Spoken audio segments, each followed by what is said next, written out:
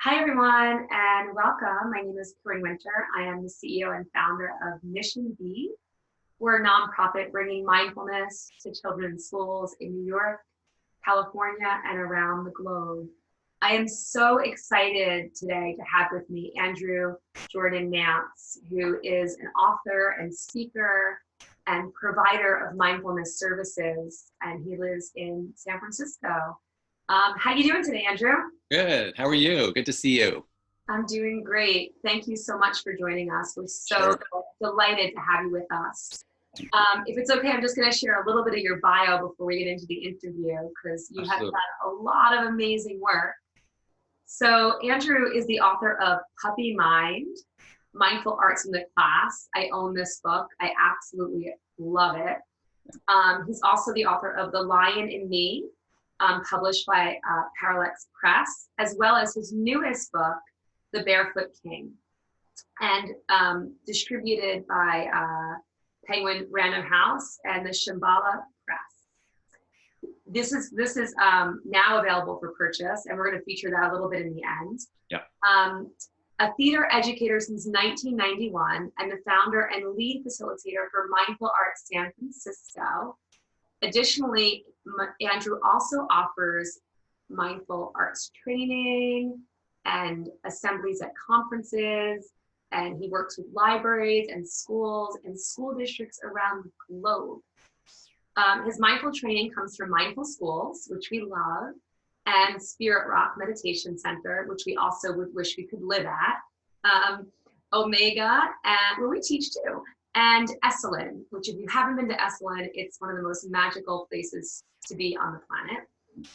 For almost 2 decades, Andrew was the conservatory director for the new Conservatory Theater, providing educational theater experiences for thousands of Bay Area youth. And his website is mindfulartssf.org. And I guess SF stands for San Francisco. That is correct. Yeah, cool. So we have some questions that we want to get through today to learn more about your work, and Andrew's going to provide us with some practices that you can utilize at home with your children or with your students. So before we get started on that though, tell me, what brought you to meditation and mindfulness? When did you start meditating? Right. I started about 6 years ago. I was running the theater company or theater school, and I decided after 18 plus years that it was time to find a new chapter. I didn't know what that was going to be, but I took some time off and I took a class called The Science of Well-Being at San Francisco State University, and they dabbled into what mindfulness was about. But it wasn't until I went to UC Berkeley's Greater Good Science Center's symposium, it was a week-long symposium for teachers, that I met up with the folks at Mindful Schools. And they started doing mindful activities, which were virtually identical to what I was doing at NYU, what I had done in my theater classes, what I did in my rehearsals as a director. And I realized that there was such a connection between theater training and mindfulness training. Both ask you to be in the present. Both ask you to connect to the present moment fully. Both ask you to use your breath to focus your mind and body so you can be skillful. I think the only difference is, and people might disagree with me, but I feel like acting is reacting.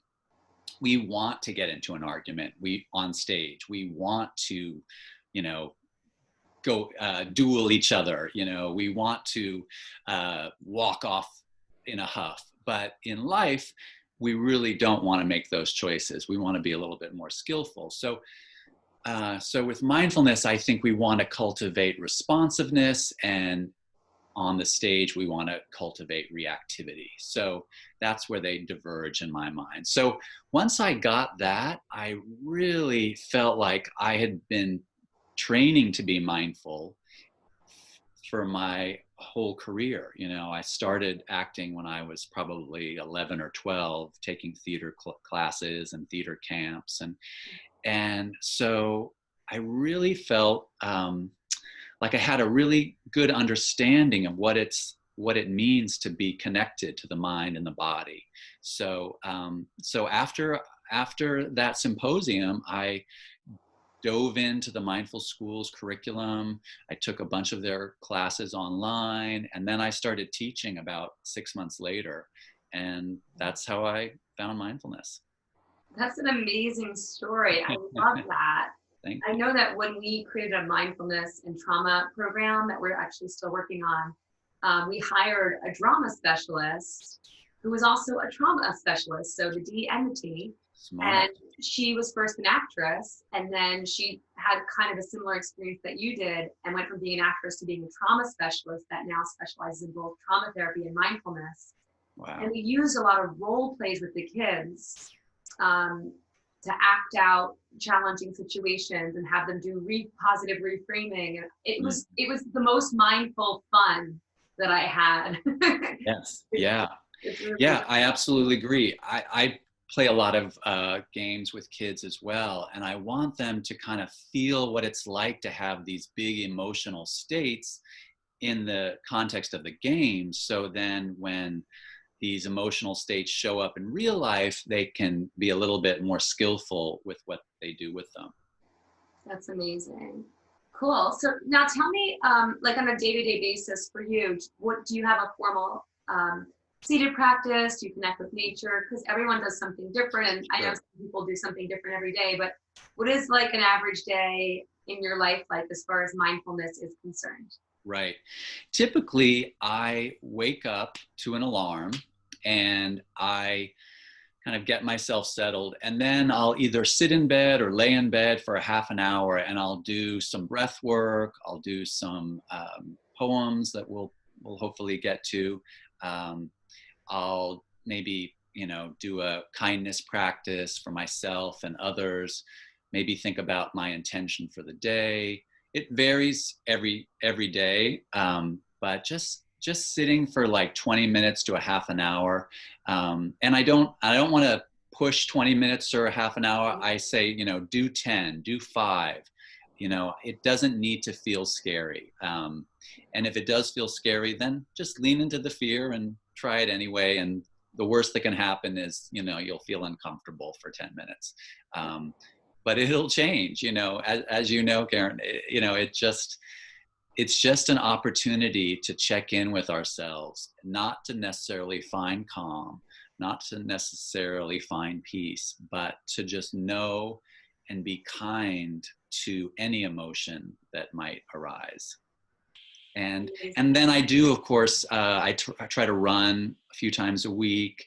When I walk the dog, I leave my phone at home, and I just try to be with the dog, myself, my breath, my thoughts, my footfalls, and just really kind of carve out times to be mindful. And even the silly stuff that we've maybe heard before, like when you're doing the dishes, just do the dishes. When you're brushing your teeth, just brush your teeth. Don't try to multitask in your head when you're doing these mundane things, because that's an opportunity missed. That's beautiful.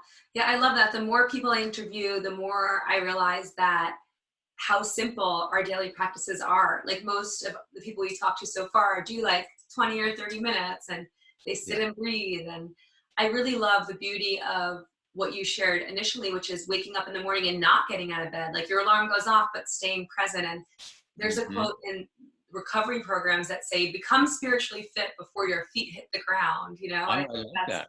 Such a wonderful quote. Like, how can we, before even getting out of bed, we don't have to be sitting on a zafu cushion and in a perfect posture. We can literally be laying in bed and thinking about what we're grateful for and reading something that inspires us and just focusing on our breath. I think that early awakening is such a precious time in the day. And also what you last said about the dogs, like especially during stressful times and uncertain times, like connecting with animals. I saw a post on Facebook yesterday that said, do all these things to manage your stress. And worst case scenario, get a dog. Yeah. Or if you're a cat person, get a cat. But I think that there's animals have a special way of embodying peace, and Yes. they don't have all the information that we have about all the what ifs. They're just very, very present. So there's something so magically therapeutic about just being in the presence of a loving animal, right? Yes, So absolutely. awesome. They just want to be here. They want to be connected to you, and they want to see the world. And that's not a bad way to be. Yeah, that's an awesome way to be, right? So I was thinking about some of the techniques that I know you have such a vast variety of techniques that you teach children and Yeah. that you offer out to the world. And I was wondering if you could lead us in maybe an exercise or two Yeah. that you Yeah, should. I thought I would just do a few breathing exercises. Like we're both saying, it's so important to not pile too much stuff on mindfulness, I think. It is just about, there's a simplicity to it. And, if we start bringing in a bell and the lighting just so, and the Zafu cushion, it feels like it's like a little magic act we're trying to create, and it just isn't. It's just about looking at someone in the eyes, feeling your feet on the floor, taking that breath, slowing down. And a lot of what we do with the kids is, as a way to connect initially, is we'll choose their favorite way to breathe that day. And I've got, what I do with the kids is I've got these breathing cards that I use, and I'll show you some. That really comes in a little bag, and it's super cute. And the kids just come up and they choose the different ways to breathe that day. So that's horse breathing. That's The ones circle that you breathing. made. I'm sorry to interrupt, but are these your cards that you Yeah, created? yeah. They are actually. Out of these, I love these cards. Yeah, I love them too. This is water faucet breathing. I'm trying to remember all of them backwards. Let's see, rocket ship breathing, elephant breathing, um, and so the kids get to choose how they want to breathe that day.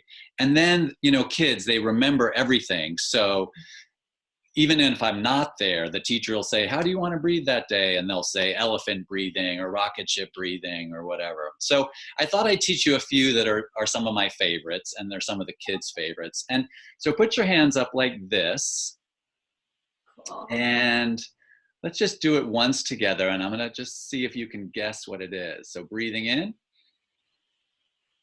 make your hands flat, and then breathing out.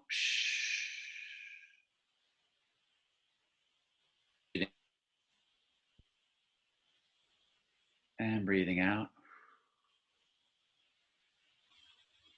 Breathing in. And notice how slow I'm going. It's really important to take slow breaths because that allows the body to calm down, to trust that it's feeling safe. So you want to guess, any ideas what that was called? Yeah. I think it's maybe like a deer. No. Let's see. If you ever read comics when you were a kid. Oh, Batman? No. Who's got the webbing? Spider-Man. Spider-Man, yeah. Yeah, I'm such a comic book nerd, or at least I was when I was a kid, that this is Spidey breathing. Aww. And you could even do it up to the ceiling if you wanted, so you could extend your arm. But when Spidey extends, is he like this or this? Yeah, he would so he's like this, and then you just open up your hands when you go to the ceiling. Yeah, exactly.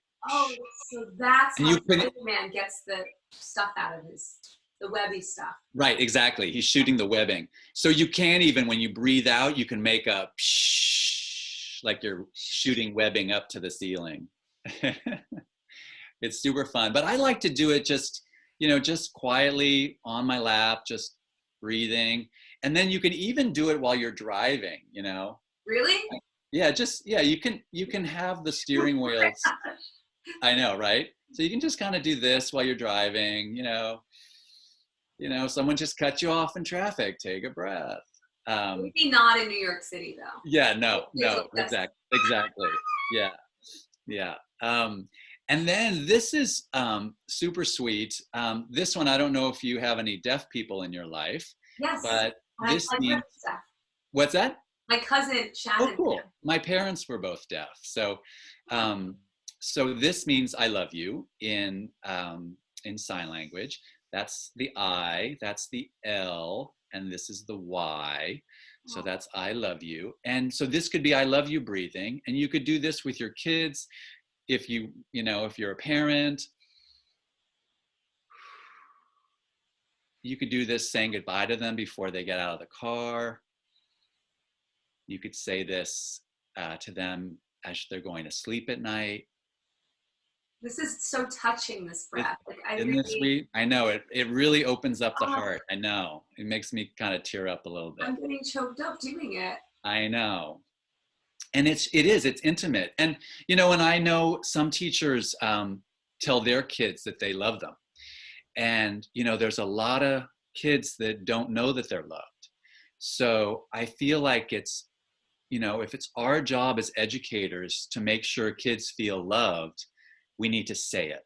And we need to say, maybe it's to the group. I don't know if it's appropriate one-on-one, but sometimes maybe it is. But often I'll leave a class saying, great job, everyone. I love you. I'll see you next week. And for that moment, for that day, they know that someone has said that they're loved. And I think that matters. So this is a sweet one. So I like that one. And then this one I like too. You've probably seen this before, but a lot of teachers, do this, and they wait for all the kids to do this as a way to get silent. Have you ever seen that in a classroom? Many times. Yeah, exactly.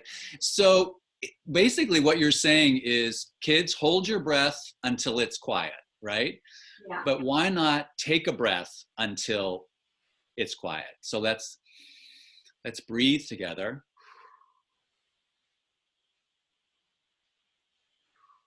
So we can still do this, but we're oxygenating our minds and our bodies so that we can make a better choice. We can wiggle our toes while we do this. Wiggling your toes is a really good one for connecting with the body. Because sometimes part of what's happening is we're so disconnected to our bodies that the body is kind of on autopilot. It's moving around a lot and our minds are spinning, and there's this whole disconnect. The body's doing one thing, the mind's doing another thing. And if we can take that breath, suddenly there's connections happening that weren't there before. So it's a nice way to just connect with the whole body. Good. That's beautiful. I love it that all three of these breaths is the same fingers. Right. And they have three different meanings, because now we only have to remember this symbol, which is, shush, and the I love you, and the Spider-Man, Spidey. Yeah. And I think that it's just really, really special, because we do tell kids to shush, and everyone's like, oh, and they tighten up, and to just say you can be quiet, but you can still be relaxed. Right. I think that's really, really important. We used to play the quiet game when we were little, because I'm one of 7 children. My brother always won, because my sister and I never stopped talking. But shush is a beautiful thing to shush, but also to breathe. Yeah, that's right. Exactly. Yeah. So often we tell kids to calm down or be quiet, but what are the skills that they're learning? Why not give them the skill of taking a deep breath in order to do it? Because I think we're all capable of quieting our minds and our bodies, but just holding your breath and, doing this isn't quieting anything. It's just like it's showing the outside world that you can do it, but what are you really doing to yourself? How do we really take care of ourselves, with kindness? So yeah, and these breaths are also something adults can do with their children, and then kids can also do it on their own. So that's right. Anytime walking to lunch, teachers, you could do quiet coyote walking to lunch. You could do Spidey breathing walking to lunch. You could do I love you breathing walking to lunch. Anytime, anytime. Transitions, I think, are transitions. I think are challenging for all of us. You know, I know when I get home from teaching, often there's like a 10-minute window where I want to like eat something. You know, like potato chips or cookies, or you know. So I try to go for the apple because that's nice and crunchy and it helps me loosen up my jaw, which I think a lot of humans keep tension in their jaws. I do. Yeah. Yeah, yeah. I think that's why we like to snack typically as humans after a stressful situation, is because all this is just sort of aching and it's saying, release that, release me. Yeah. So I tend to try to go for an apple or carrots or something that'll really get that loosened up. Yeah, it's funny how even as children we hold tension in our bodies. And I remember seeing photographs of myself when I was a little girl, like 3 and 4, and I was always, actually I have one right here. Oh, It's cool. funny, and it's sitting right here on my desk. There's me, and I'm making fists with my hands. See, on the smaller one. And as kids, we don't, and I didn't notice till I looked back on all the photos of me as a child, and every time I was cranky, I'd go like this, this with my hands. Right. I always think as adults, when we hold repetitive tension in our body, it's so obvious because we get PMJ and we get neck pain, and because our bodies are older and they're getting worn down by this repetitive tension and stress. But I think a lot of that tension actually starts in childhood. This is my hypothesis, of course, and that we don't recognize as adults, but that yes, children also scrunch their shoulders and make fists with their hands and tighten their jaws, and they too need, you know, to do body scans and to do tense and release exercises and really cultivate an awareness of where they're holding tension in their bodies. That's right. Right? Like we as adults, if we do shoulder rolls, we're going to hear crack, snap, crackle, pop. A child might not hear that yet, but if they're walking around tensing on the computer, they're going to have this tension also in their own bodies. So that was such a realization for me to notice those photographs and say, oh my God, whenever I had to go on a field trip or do something I didn't want to do, and all the pictures I'm making fists. Right. Yeah, your body's trying to protect you, you know? And that's I think such a gift with mindfulness, is it reminds us that we do have this body that's always trying to protect us, always trying to give us information. And that's why, you know, it's like posture, you know, it's no accident that certain people have better postures than others. You know, it was someone saying, you know, sit up, honey, you know, you don't want to get stuck that way. And in fact, I have a real interesting habit of getting into like the letter C in a chair, you know, and I have to really pull up. And luckily, you know, I've got a little bit of theater training. So I check in throughout the day, you know, how am I sitting? How is my posture? But, and mindfulness is a habit, you know, and that's what I love that you and I are doing this work so young, is these kids are learning these habits of, oh, I'm feeling stressed, I'm going to take a deep breath, or I'm feeling angry, I'm going to talk about it rather than do something I regret, or I'm sad, so I'm going to, you know, hug myself, or I'm going to hang out with a friend, or I'm going to, you know, talk to a teacher or an adult and say, I'm feeling upset today. You know, I don't know why, but I'm feeling something big. Yeah. And over time, they're rerouting their neural pathways by cultivating new habits. And the habits that we develop in adolescence, especially, are the habits that we tend to continue into adulthood. So if we're practicing mitigating what if thinking, if we're practicing managing habits like posture and breath and our stress response, those are habits that will be carried on organically into adulthood. And the more habitual the children are about it, the bigger impact it's going to have on them longitudinally throughout their lives. I agree. You know, I think the body doesn't want to be uncomfortable. And so often what we tend to do is like appease the uncomfortability. So we might go eat, or we might go watch television, or we might go, for adults, shopping, or we might drink, or we might, do all sorts of things that aren't skillful because the body is uncomfortable. But if we can attend to the body's uncomfortability or discomfort,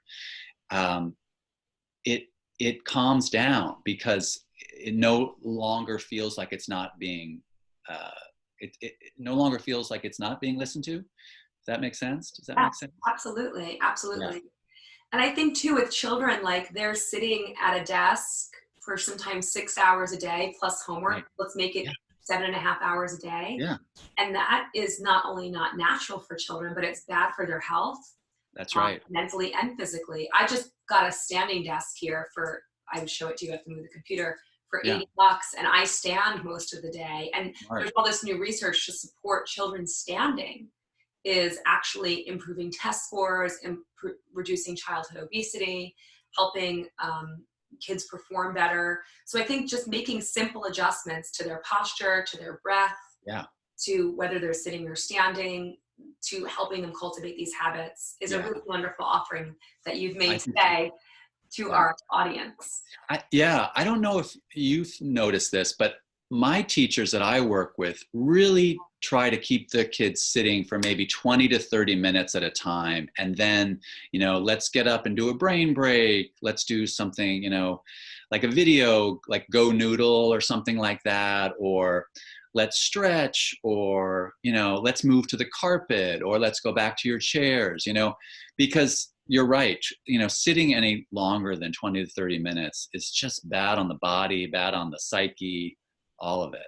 Yeah, I agree. Well, you're in San Francisco, so they're probably the most progressive in native education in the country, or they're up there at the top. And so I don't know that nationwide that's happening, but I hope that if it's not, that the teachers who are watching this today will make sure to also infuse those brain breaks. Absolutely. So before we close, I just want to kind of ask you if you wouldn't mind sharing with us where we can access your information and books and all of these offerings that you have.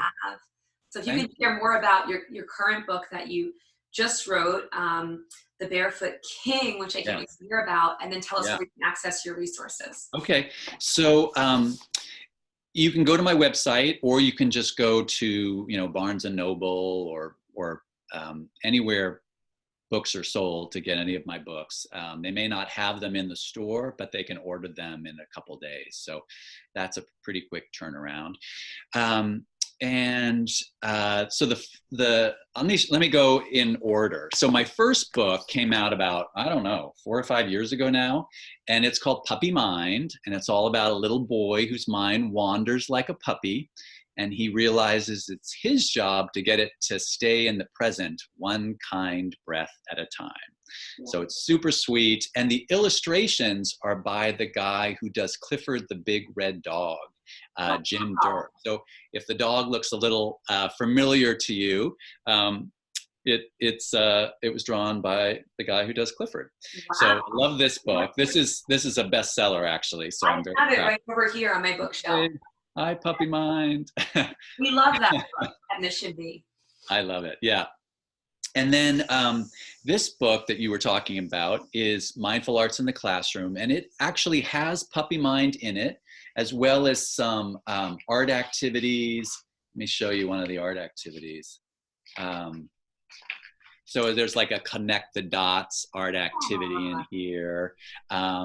And a bunch of other stories. I think it has like 13 or 14 stories, as well as some of the theater games that I was mentioning.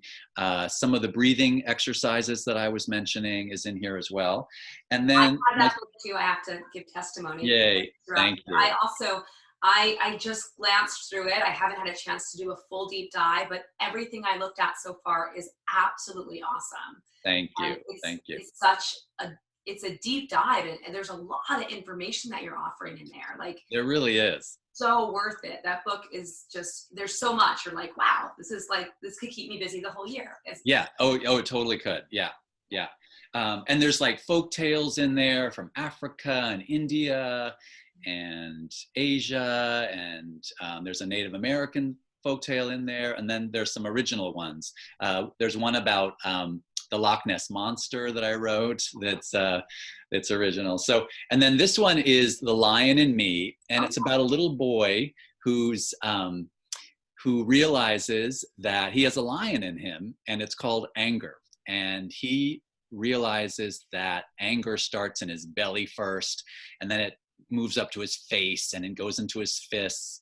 And he learns to kind of name and tame his angry lion so he can make better choices. So it's a really powerful book, especially with any big emotion, you know, fear, sadness, anything that just feels really too uncomfortable to bear. It reminds us to be kind to those big emotions so that they don't control us, that we can go. And I have that one too. Yay, I love it. Yeah. God, I need to, I don't know. I have all of them. Oh, no, I think I bought one of them. I might have two. I remember, I think I gave you Puppy Mind. You gave me Puppy Mind. I Yeah. have Mindful Arts in the class, and I have the lion one too. That's so cool. I have a full library. I love it. Well, I'm gonna have to send you this one. So this one, no one else has seen this in the world. It's called The Barefoot King. And this is the soft, they sent me, it's like the galley version of it, but it'll be a hardcover. And it's super beautiful. Look at this inside cover. Wow. Isn't that pretty? Love it. Yeah, just there's so much to look at. And it's all about a king who stubs his toe and decides he's going to change his world, but winds up learning to change his mind instead. Yeah, it's pretty powerful. You know, life is uncertain, the world is uncertain, but we can take care of our minds so that the world doesn't seem quite so scary or challenging. So wonderful. I love that. Yeah, and this comes out in June 2020. So so you can pre-order it now, and it's actually doing really well on Amazon already, even in pre-order. I think it was #1 in a certain category for a few weeks. Awesome. I know. I'll take it. Yay. Yay. Well, I hope I was helpful, and I hope there's lots of stuff on my website, mindfulartssf.org. There's tons of free videos, like 3 to 4 minute videos that you can share with your kids at home or in a classroom or on Zoom.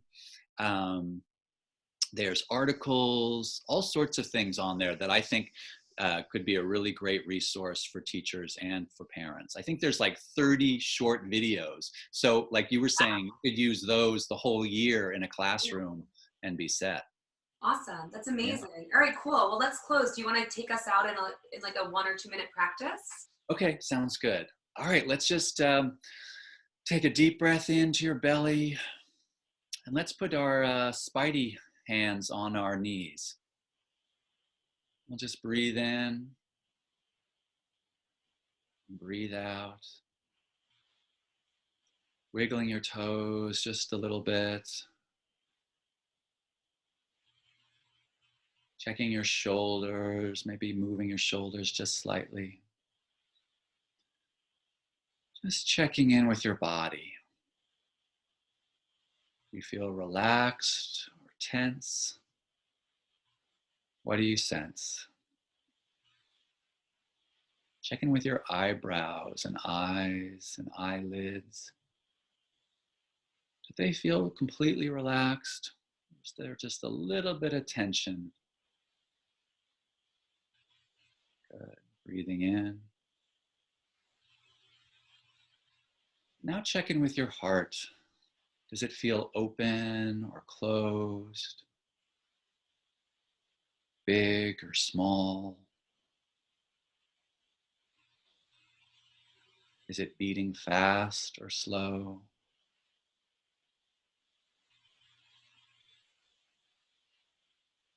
Now check in with your mind.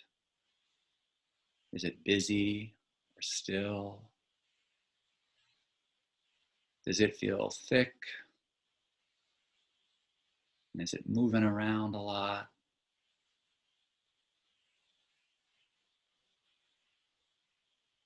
Or is it relaxed and peaceful? Now let's check in with the sounds wherever we are. What do you hear? Do you hear an airplane going by, or a hum of your computer? Birds outside? Just notice it. Can you hear your breath going in through your nose and out through your mouth?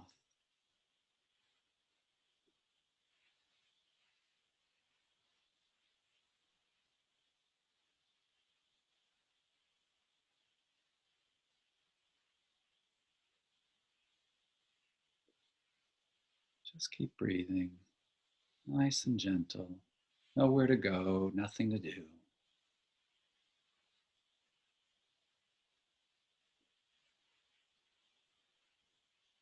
Now I'm going to ring a bell at the end here. And I want you to keep your eyes closed. And when the sound of the bell is completely gone, just want you to quietly put your hand on your heart.